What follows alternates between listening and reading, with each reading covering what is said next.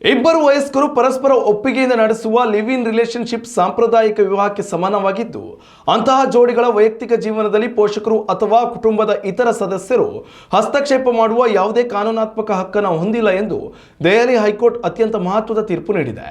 ವಯಸ್ಕರ ಮುಕ್ತ ನಿರ್ಧಾರಗಳು ಮತ್ತು ಅವರ ವೈಯಕ್ತಿಕ ಸ್ವಾತಂತ್ರ್ಯವನ್ನು ಎತ್ತಿ ಹಿಡಿಯುವ ನಿಟ್ಟಿನಲ್ಲಿ ನ್ಯಾಯಾಲಯವು ಈ ಐತಿಹಾಸಿಕ ಆದೇಶವನ್ನು ಪ್ರಕಟಿಸಿದೆ. ತಮ್ಮ ಇಷ್ಟದ ಜೀವನ ಸಂಗಾತಿಯನ್ನು ಮುಕ್ತವಾಗಿ ಆಯ್ಕೆ ಮಾಡಿಕೊಳ್ಳುವ ಹಕ್ಕು ಪ್ರತಿಯೊಬ್ಬ ಭಾರತೀಯ ನಾಗರಿಕರಿಗೂ ಇದೆ.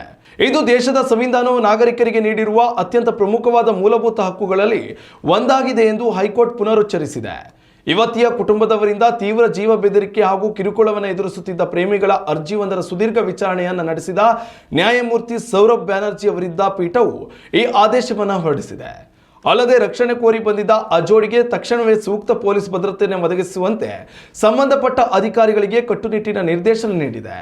ಸಾಮಾಜಿಕ ನೈತಿಕತೆ, ಸಂಪ್ರದಾಯ ಅಥವಾ ಹಳೆಯ ನಂಬಿಕೆಗಳ ನೆಪವೊಡ್ಡಿ ಜಾತಿ, ಧರ್ಮ ಮತ್ತು ಸಮುದಾಯದ ಆಧಾರದ ಮೇಲೆ ವಯಸ್ಕರ ಸಂಬಂಧಗಳನ್ನು ಯಾರು ನಿರ್ಬಂಧಿಸುವಂತಿಲ್ಲ ಎಂದು ನ್ಯಾಯಾಲಯ ಸ್ಪಷ್ಟಪಡಿಸಿದೆ.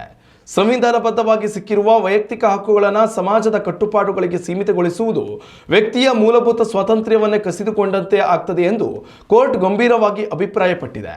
ಪ್ರೀತಿ ಮತ್ತು ಸಹಜೀವನಕ್ಕೆ ಸಮಾಜದ ಹೆಸರಿನಲ್ಲಿ ಧಕ್ಕೆ ತರಲು ಯಾರಿಗೂ ಕೂಡ ಕಾನೂನು ಅನುಮತಿ ನೀಡುವುದಿಲ್ಲ ಎಂದು ನ್ಯಾಯಾಲಯ ಎಚ್ಚರಿಸಿದೆ. ಉತ್ತಮ ಸಂಸ್ಕಾರಯುತ ಶಿಕ್ಷಣದೊಂದಿಗೆ VSS English medium CBSE school Udupi Muddur. ನರ್ಸರಿಯಿಂದ 10ನೇ ತರಗತಿವರೆಗೆ ಶಿಕ್ಷಣದ ಜೊತೆಗೆ 5ರಿಂದ 10ನೇ ತರಗತಿವರೆಗಿನ ವಿದ್ಯಾರ್ಥಿನಿಯರಿಗೆ ಉತ್ತಮ ಹಾಸ್ಟೆಲ್ ಸೌಲಭ್ಯವೂ ಇದೆ. ನಿಮ್ಮ ಮಕ್ಕಳ ಪ್ರವೇಶಾತಿಗಾಗಿ ಈ ಸಂಖ್ಯೆಗೆ ಕರೆ ಮಾಡಿ.